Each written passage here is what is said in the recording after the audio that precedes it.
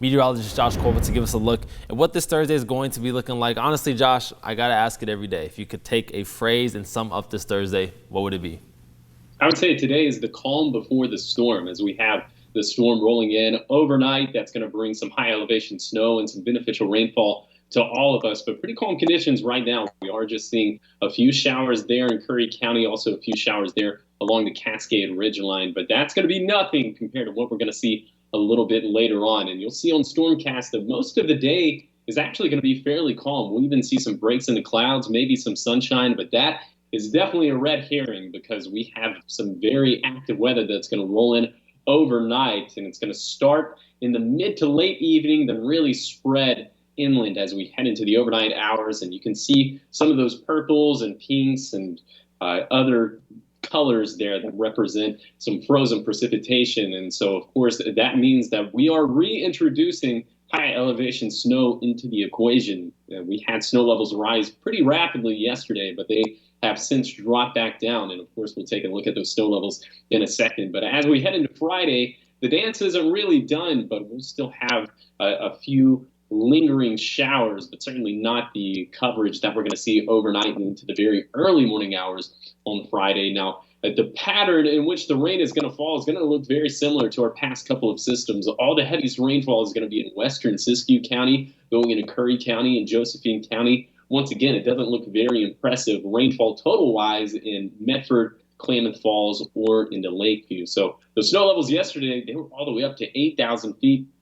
We've had a little bit of colder air usher into the area, so that's why those snow levels have dropped down to 5,500 feet, or at least they will as we head into the evening. Then as we head into the overnight hours, they're going to drop down to 5,000 feet. So we'll have a decent amount of accumulating snow up there at Diamond Lake and Lake of the Woods, a couple inches at Chemolt, but some very good news in regards to travel. We're not expecting any big accumulations at Siskiyou Summit or at Black Butte Summit. So for today, I think most of us stay dry. We can't rule out a few showers, especially to the west of the Cascades and to the north of the Siskiyous.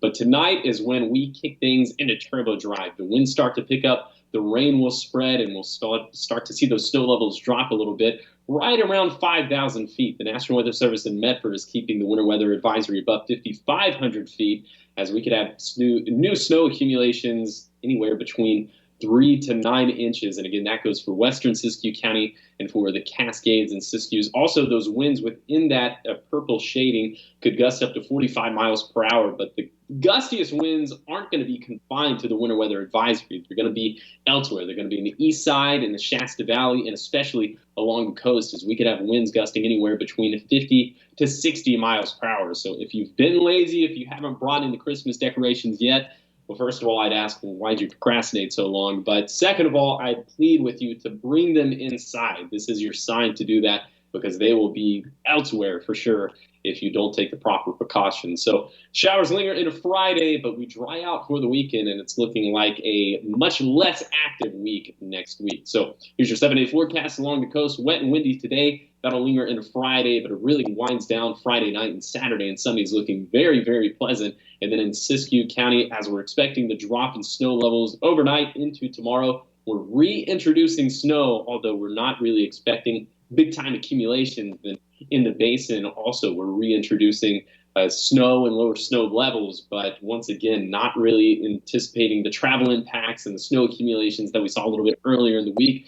The mountains is where it's interesting, because we could certainly have anywhere from a few inches to maybe even a foot of snowfall up in some of the highest terrain, especially up there at Crater Lake and then in the Rogue Valley. Of course, snow levels are nowhere near impacting us. We'll just keep things as a cold rain until Friday, and then things wind down Friday night, Saturday and Sunday, looking very pleasant. Maybe we even see some sunshine. All right, a little sunshine on a Friday, first week of January. Sounds good. Thanks, Josh. Of course.